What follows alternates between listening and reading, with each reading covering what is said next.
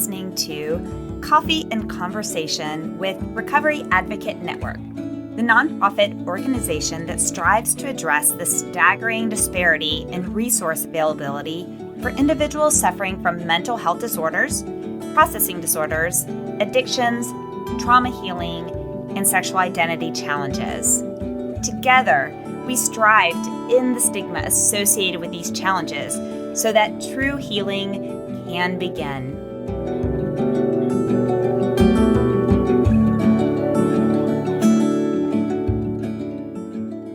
Recovery Advocate Network is excited to join the podcast community.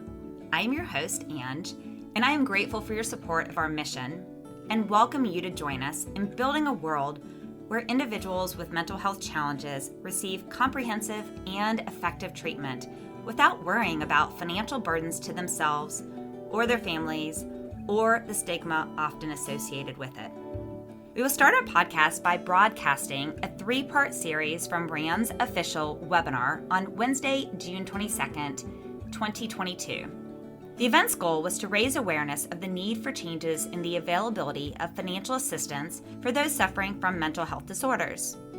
The series is broken into 3 parts.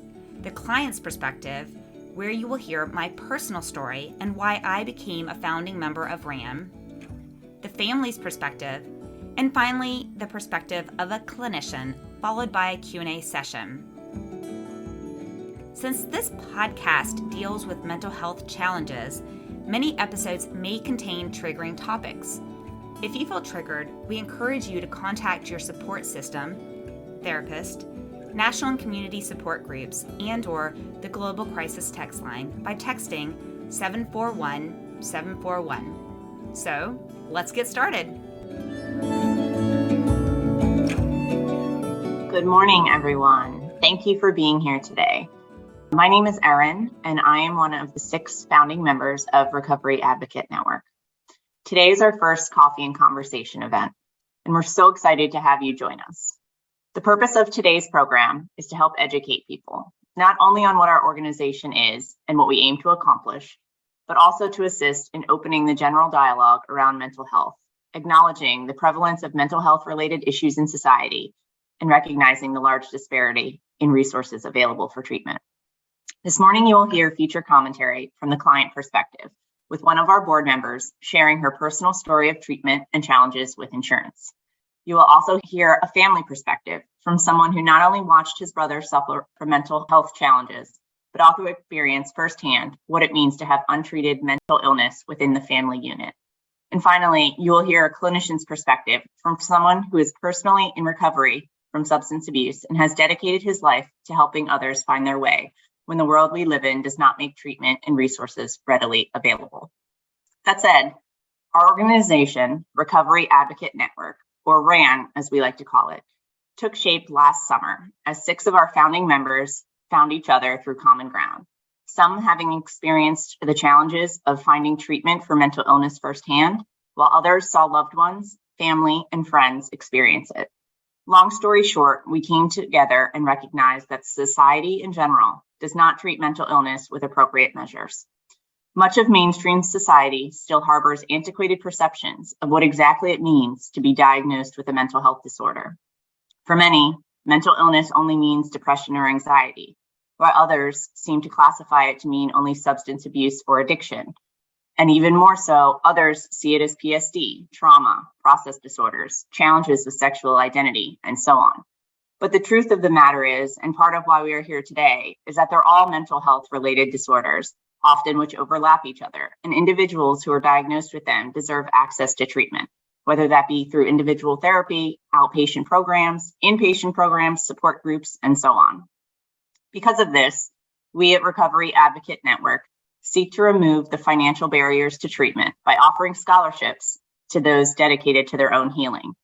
We hope to reduce the financial burden of the treatment with the hope that one day individuals with mental health challenges receive comprehensive and effective treatment without the worry of financial burdens to themselves or their families, and without the stigmas we so often see present in society today.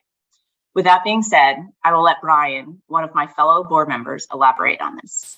Brian? Thanks, Erin. Glad you could be here with us today. We are so excited about the response we've had so far, establishing the Recovery Advocate Network and gaining an understanding of our place in the mental health and nonprofit industries. As Aaron mentioned, Recovery Advocate Network's goal is to remove the financial barriers to treatment by offering scholarships for those dedicated to their treatment. We are committed to a thorough and medically backed approach to ensure funds are being distributed to provide mental health treatment to those who are truly dedicated to their own cause and their own recovery. For more information, check out recoveryadvocate.network.org. Follow us on Twitter, Ran to Wellness, @Ran2Wellness, or our Facebook page. We are in our formation phase, and this event, Coffee and Conversation, is designed not only to be informative and raise awareness of mental health challenges present in society, but also to raise awareness of our mission.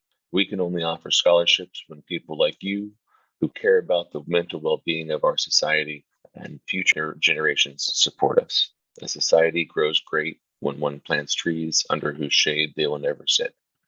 Our biggest ask today is that you consider supporting RAN and our mission. Yes, of course, we'd love to receive your donations, in addition to your time or sharing information about RAN with somebody else.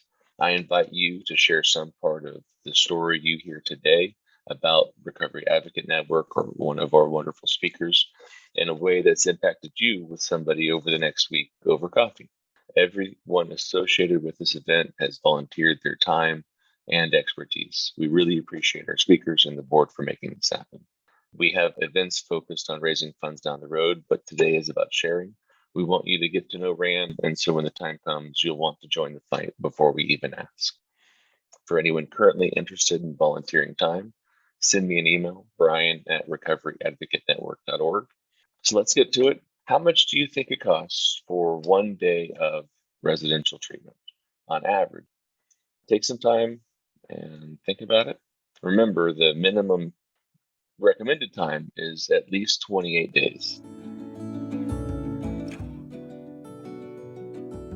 Hi, my name is Gia. I want to take a minute to talk about mental health and how it can impact anybody and everybody. It does not distinguish between people. Just like headaches and stomach aches can impact all of us, mental health illnesses can impact all of us to varying degrees.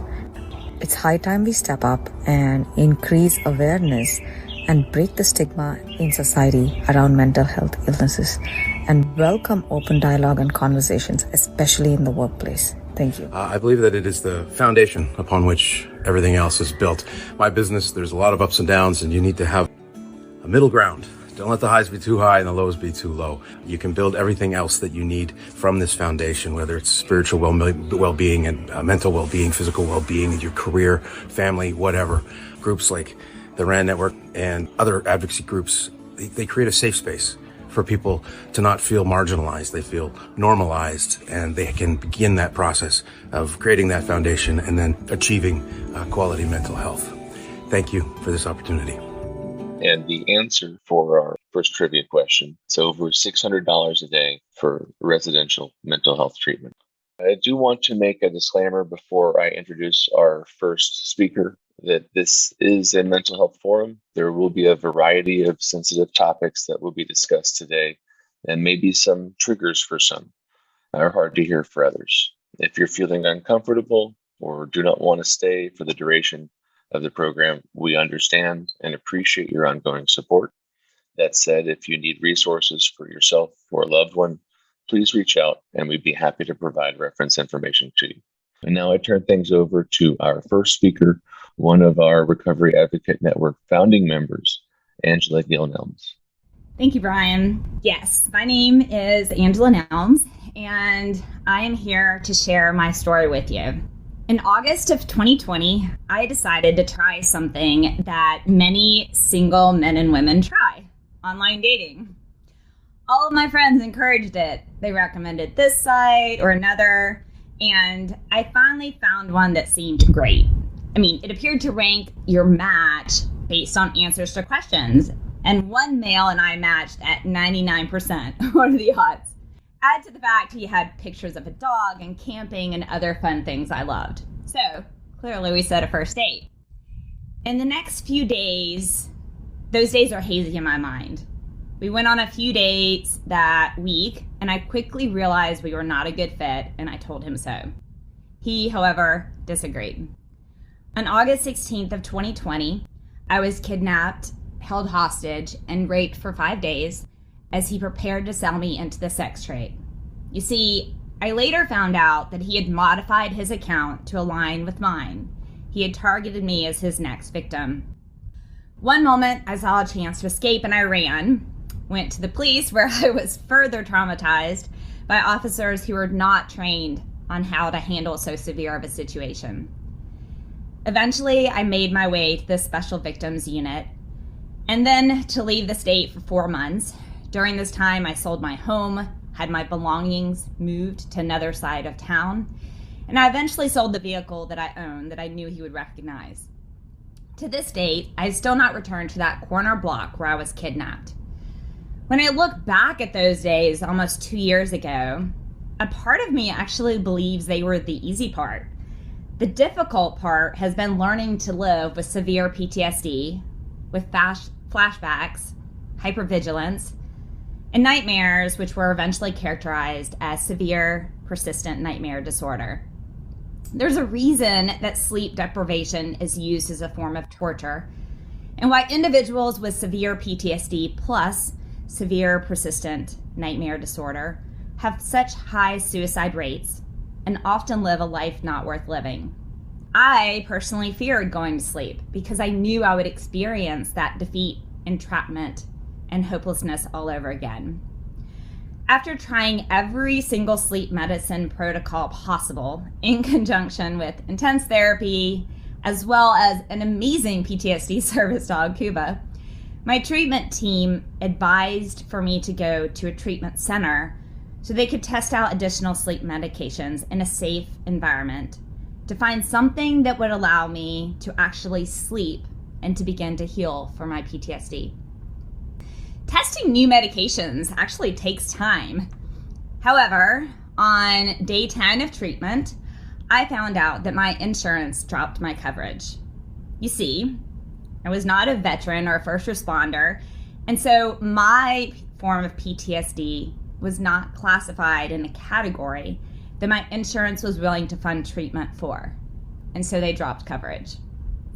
Now, I shouldn't have been surprised, as I had observed this earlier in the year, as I saw others being dropped mid-treatment despite their efforts to work really hard and dropped by their insurance, but I was still surprised. You see, once again, I was actively doing everything I could to heal. I followed all of the recommendations of my doctors and therapists, and yet nothing could stop the debilitating nightmares. Insurance dropping my coverage was my final straw. Now, insurance will pay for someone to go to rehab for 30 to 40 days as many times as necessary, which I'm incredibly grateful for because I have many friends that fall into that category. And yet, I could only get 10 days for the violence I endured. The disparity and inequality of resource is severe. It's real. I am here today to tell you this story. However, many with similar situations either are no longer here, turned to drugs and alcohol, and or have not returned to active members of society, their families, and their communities. Recovery Advocate Network was founded to help those individuals dropped by insurance so they can do just that, heal in a healthy place, a safe place, and return to a life worth living, return to being active members of their families and communities. Our vision: we at RAN envision a world where individuals with mental health challenges of all types receive comprehensive and effective treatment without the worry of financial burdens to themselves or their families, all without the stigma they often present in society. Until that vision becomes a reality, we will continue to work to identify financial alternatives for treatment, continuously educate family, community members, and employers like our effort is today, and educate regarding the emotional, functional, and natural needs and abilities of people with mental health challenges. Today, you can join this fight. Now, I am going to ask, as one of the founding members and a donator as well to RAN, that you consider setting up a tax-deductible reoccurring monthly donation via PayPal or donate via Venmo, and also select RAN as your Amazon Smile charity, and then shop at smile.amazon.com. Why? Because together we can break the stigma and make a difference. Thanks for taking the time to listen to my story.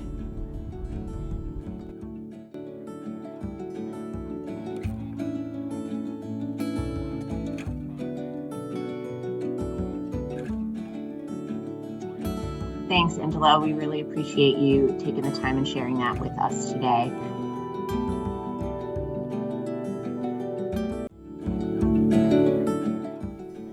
Wow, our first podcast is live. Thanks for enjoying your coffee with us as we share the first of many conversations together. You just listened to part 1 of 3 of RAN's introduction describing why we are so passionate about what we do.